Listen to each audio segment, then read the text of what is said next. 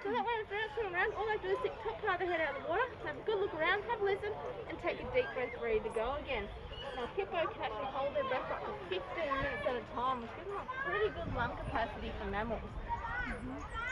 Generally, though, they only do that when they're feeling threatened. So, when they're just going down underwater, they usually only hold their breath for about 5 minutes. They do. So, when they're not feeling like there's anything to worry about, they'll just duck under, hold their breath, and come back up again. Now, if you have a look at Nala while she's eating here, what she does is she uses her lips, and the lips are actually specialised, and they're hard and fine points, so they act as scissors. So when she's eating grass or eating meadow hay, she uses her lips to break up the blades of grass or the meadow hay, and then she uses her tongue to throw it to the back of her mouth, and she chews just with her back molars, much like we chew with our back molars. What I'll do is I'll get her to come over once she's finished that little tidbit, and I'll get her to open her mouth, and you guys get a really good look at what's inside there. But these guys have upper and lower canines on either side of their mouth, and they also have front-pointing incisors.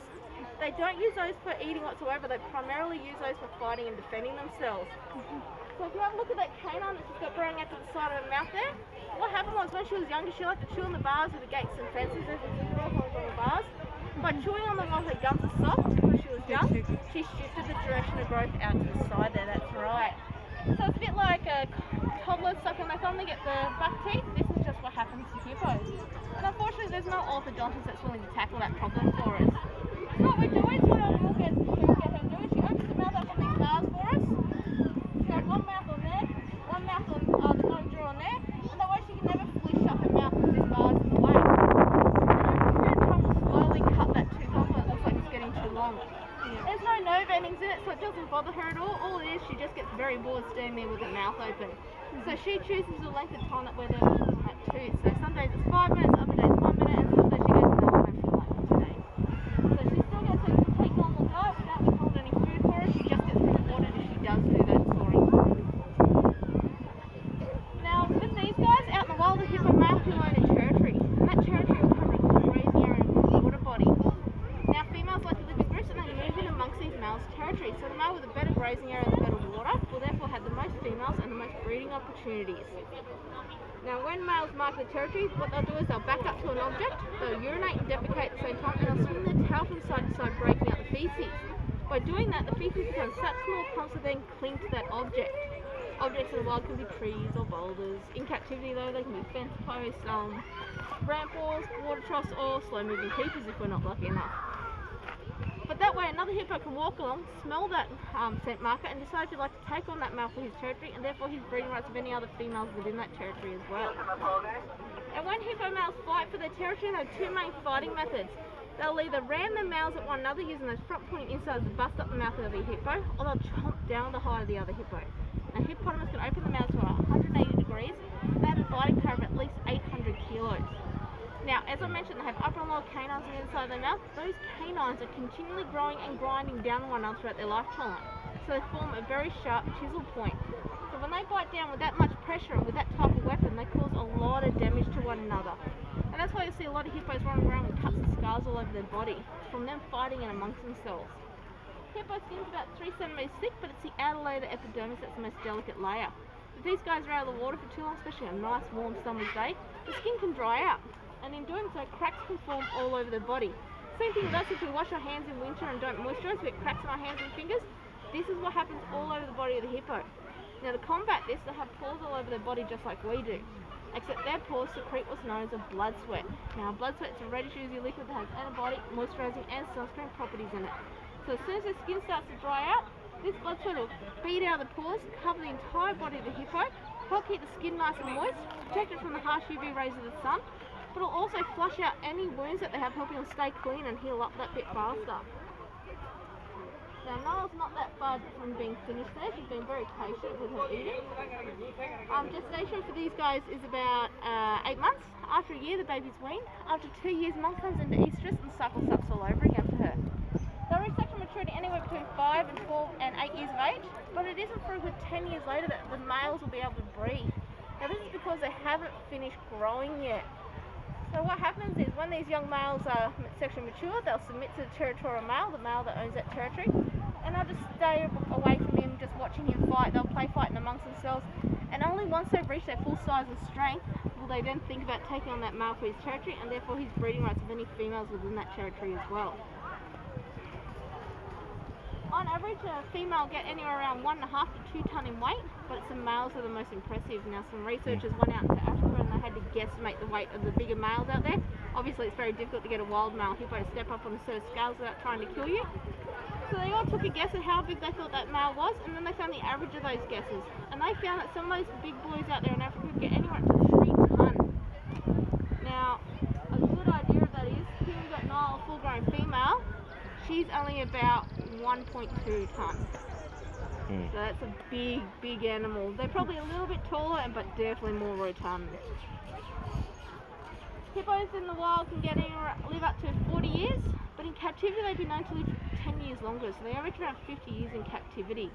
So that's just because there's no stresses for them. They don't have to worry about drought, they don't have to worry about predators. The food's readily available for them. They don't have to worry about their territories because we'll take care of that for them. If they don't get along with another hippo, we make sure there's no injuries by keeping them separated, which is why this girl's on her own. She doesn't get along with the mum out there in that group, so we just keep them separated so that there's no fighting amongst themselves. Alright, big girl, let me cool down this rubber for you and we'll see if you're ready to come on over. Okay? Obviously being black, it does heat up very quickly.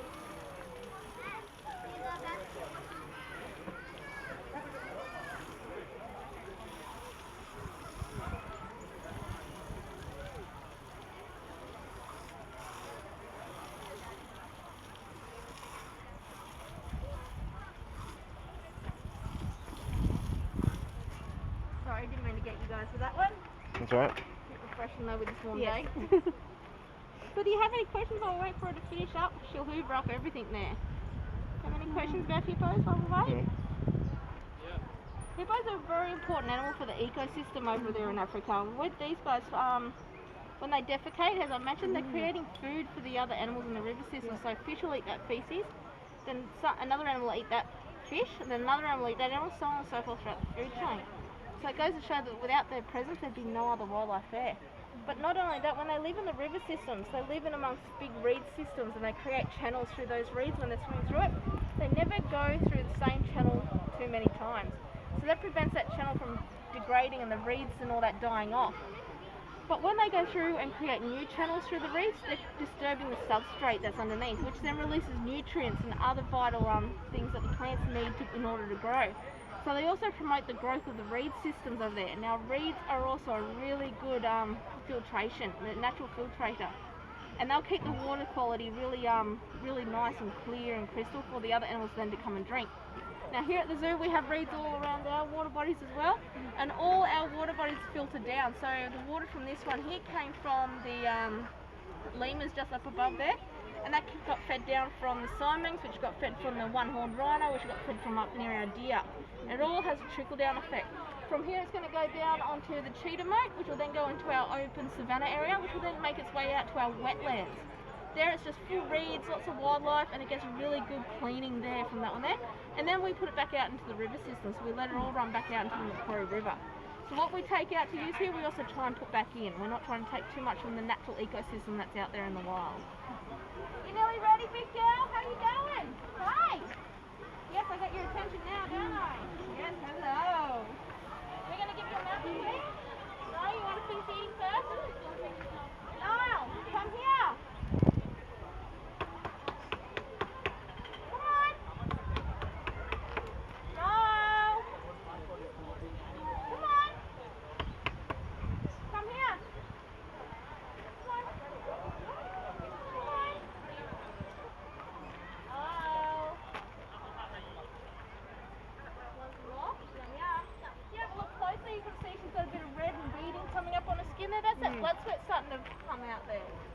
No, come on. Look what I got, num num. Look. Come on, we're going to get closer for that. No, you're being silly now. You're being silly, come on.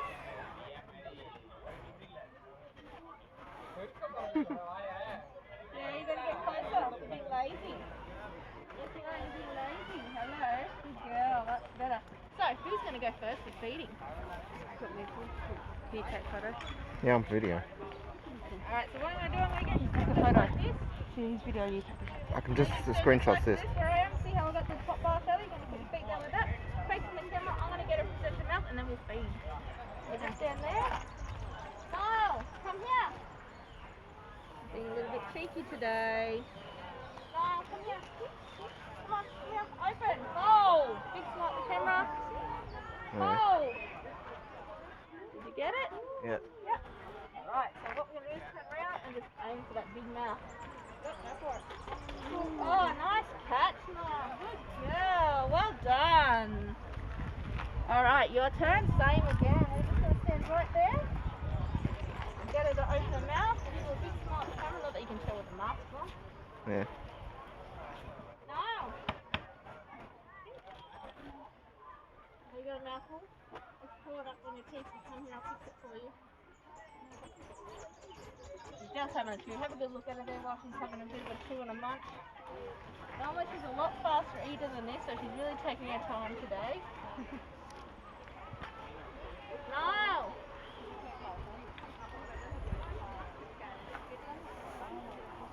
Yep. She's looking at you. Come here. Open. Hold. Hmm? Got it? Yep. There you go. Just chuck it on in that mouth there. Oh, so close. Oh, good. She'll clean it up. Perfect. All right. Your turn, sir. You want to take a second shot? I have to get you to take your bag off just because I can't have it resting against the fence and her grabbing it. Yeah. So come on up. We'll get a good look at her once she gets ready. Niall, come here.